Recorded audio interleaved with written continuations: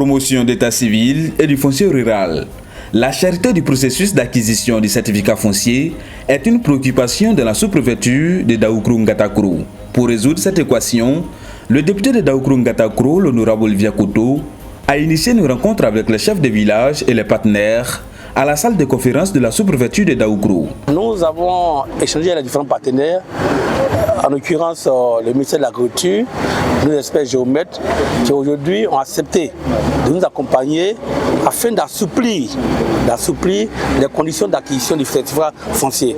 Je pense qu'avec l'appui du sous-préfet de Daoukrou, qui nous accompagne encore dans cette démarche, nous avons sensibilisé tous nos chefs de Daoukrou, Ngatakro, pour qu'ils puissent se mobiliser. Parce que individuellement, ça arrivait cher.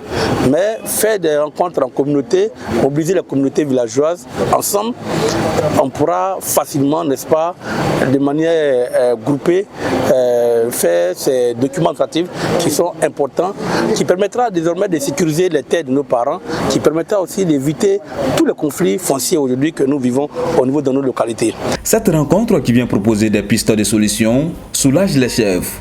Nana Adje, chef de village d'Adjekro, sont édifiés. Et nous sommes très contents parce qu'aujourd'hui nous sommes vraiment édifiés sur le projet.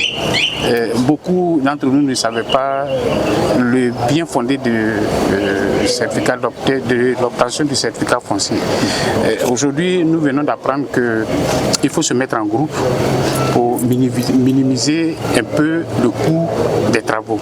Et quand nous allons retourner sur nos bases dans nos dans nos différents villages, nous allons nous faire fort d'inviter la population, nos différentes populations, et puis leur porter ce message-là. Le député de Daoukrou a profité de cette lucane pour lancer un appel aux cadres et aux présidents de mutuelles à l'effet de soutenir les parents à obtenir le certificat foncier. C'est aussi le lieu de sensibiliser les chefs sur l'état civil. Nous avons lancé un message aussi sur l'urgence de la promotion de l'état civil. Depuis 2018, il y a une loi que les députés ivoiriens ont eu à voter, promulguée par le chef de l'État. C'est la loi relative à la déclaration spéciale de naissance, qui permettra à nos populations d'obtenir des extraits de naissance. Toute personne qui n'a pas de document administratif, n'a pas d'identité, peut venir aujourd'hui à la sous-préfecture en tant que requérant avec 2 témoins majeurs pour se faire auditionner, et cette requête-là va au tribunal, et quand elle revient, ses parents, ses requérants ont désormais un document attractif. Mais il faudrait que ce message-là soit su par les parents qui en fait sont souvent un peu hésitants, qui sont à la traîne.